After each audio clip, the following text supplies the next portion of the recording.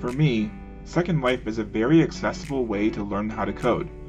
And one reason for this is that, here, you can jump right in. So let's do just that and see what we can learn. Whenever you create a new script in Second Life, the file already contains some default code. This code looks to serve as a good starting point for learning how to script. To fully understand this code, I want to see what this code does, memorize it, and recreate it from scratch. Now that we know what we want to make, let's start our analysis. Okay, so I'm going to start by creating a new box right here. And in this box, I'm going to create a new script. Right then, I see a new message in nearby chat that says, "Hello, Avatar."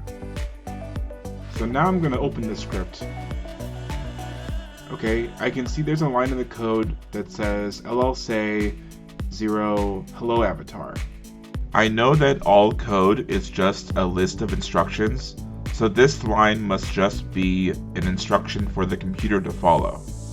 In this instruction, it looks like LLSay is the command.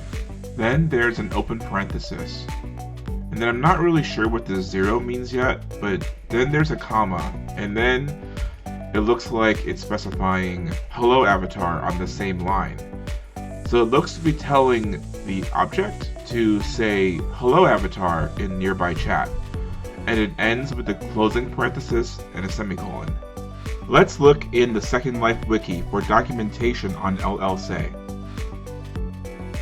Okay, so it looks like it says LLSay is a function. I guess that means the same as like command. Then when I look at the rest of this top line in the wiki, I notice that it kinda looks similar to what's in the script.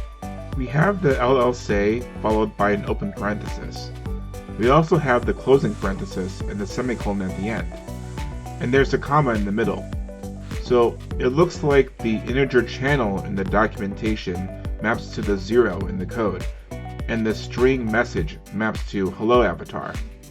We just gotta figure out what this integer channel and string mean. But it looks like it explains more about that further down in the documentation. For integer channel, it says that this is the output chat channel, and that it can be any integer value. I know that the word integer just means whole number, so I suppose when it says integer channel, the integer just says what kind of value it expects to be written there, in this case a whole number. By that logic, I suppose a string kinda means like quote or text, because it just looks to be text that is put between quotation marks. So, to summarize, it looks like this line in the code tells the object to say hello avatar on channel 0. Looking at the table at the bottom, it looks like it says that channel 0 is the public channel for local chat. So really, this code is telling the prim to say hello avatar in nearby chat. Now, next to this LLSay, I also see this state entry before it. It looks really similarly to a function, except that instead of a semicolon at the end, there are these curly braces following it. Let's try looking up state entry in the wiki. Okay, so instead of it being a function, it says that this is an event, and that it is triggered on state transition and startup. I'm not sure what a state transition is yet, but looking at the code, it looks like this explains why the first LLSay was triggered right when the script was created, when it said hello avatar in nearby chat. Okay, I think that makes sense. But then, what about touch start? Okay, so similar to state entry, touch start is another event, and it says that this one is triggered when an agent, which I think just means avatar, clicks on a task? The wording is confusing, but given that this is the beginner script, I think it just means that it's triggered when someone clicks on the prim. So, if I click on this prim, I should see touched in nearby chat. Okay, cool. That makes sense. The last thing I see is the word default at the top. Let me see if I can find some documentation about it in the wiki. When I search for default, it redirects me to this other page called state. I think this page is a bit confusing, but for now, I think the only things that are important are that default is a state, and when the script runs, it always starts running in the default state. Because of this, every script needs to have the default keyword somewhere, along with those curly braces. Each state has their own events, like state entry and touch start. This also explains why state entry is triggered right away, because the default state is entered right when the script starts. Okay, so that's everything in the script. I think that's all we need for analysis. So let's start building and recreate this script from scratch.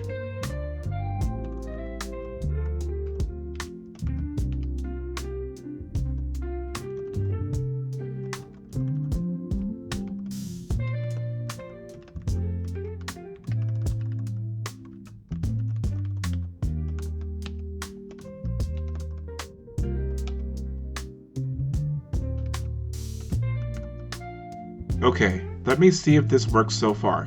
Let me click on save. A syntax error on line 1.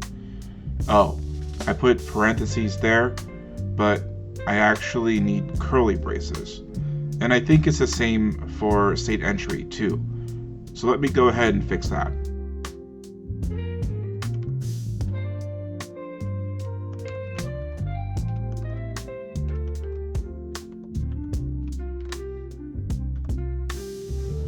Okay, I just saved too. Syntax error on line 3? There doesn't really seem to be anything wrong with that line. Let's take a look at the original script. So there's nothing wrong with that line, but I guess it got caught on the end of the line before that, because I see that there should be open and closed parentheses right after where it says state entry. So let me put that in and try again.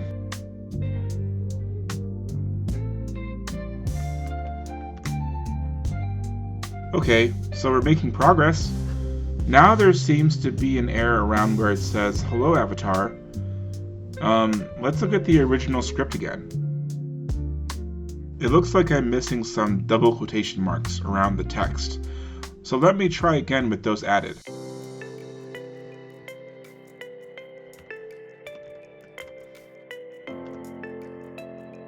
Okay, now we're seeing another syntax error at a curly brace, this time on line 5. Am I missing something else at the end of line 4? I'm missing a semicolon. Let me add that in and try again. Nice, that looked like it worked. Now let's try adding in the rest of the script, the part with touch start.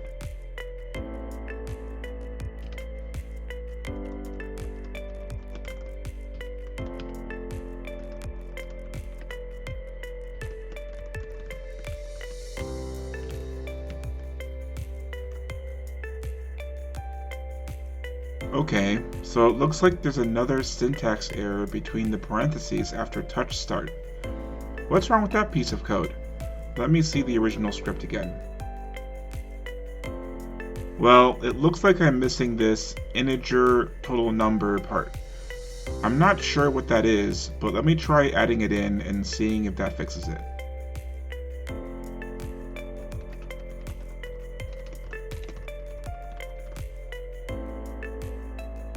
Okay, looks like we've done it, but it doesn't seem to be saying hello avatar.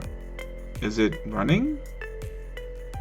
Oh, it looks like there's this checkbox at the bottom that's basically saying it's not running. Let me try enabling that.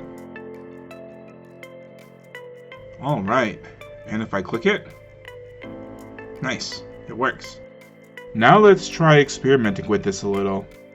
So first off, the text inside the quotation marks can be anything, right?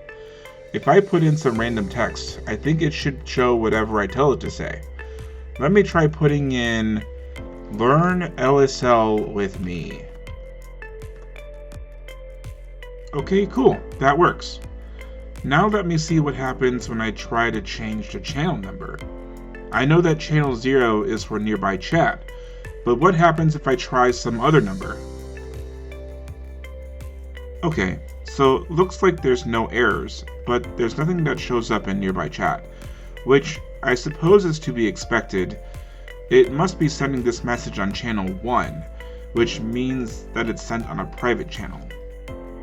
Now, I know that in Second Life, you can whisper and shout your messages too. I wonder if scripts can do that. Oh, nice. I found the wiki pages for those functions. And it looks like it works exactly the same as LLSay, so I should be able to just drop those in, and I think it'll work. Let me try.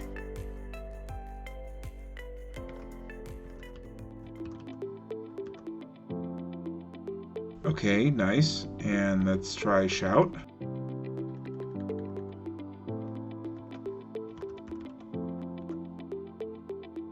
Okay, cool. That works. Now, the last thing I want to try is seeing what happens when I have more than one of these LLSays. Let's see.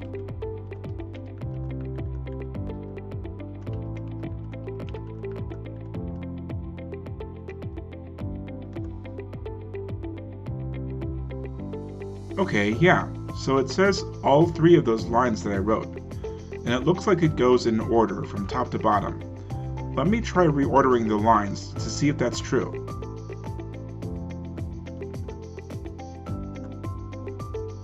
Nice, that's what I thought. Okay, now that we're all done, let's go over what we learned. We learned that a script is basically just a list of instructions for an object to follow. And it looks like these instructions are grouped into events, or I guess it might be more accurate to call them event responders or event handlers, because the code for each event is triggered when the event happens. The code for each event handler can contain multiple instructions, which are followed in order from top to bottom. The default script shows these ideas by having visible output, in this case chat messages, which are sent out as part of these event handlers using LLSay. LLSay is a function, and when you put functions in your code, you need to give it some proper parameters, in this case an integer for the channel number and a string or piece of text for the message to send. Lastly, it's important to use proper syntax when writing scripts to avoid errors. It's kind of like making sure to use proper grammar and punctuation in real-life writing. It can be a bit finicky at times, but it's needed so that the computer can understand what you want it to do. The default script is the starting point for every scripter. It shows many of the basics of scripting, and for people like you who are exploring LSL, it's like an entry gate to learn all of what LSL can do. Thanks for watching, and I'll see you in the next one.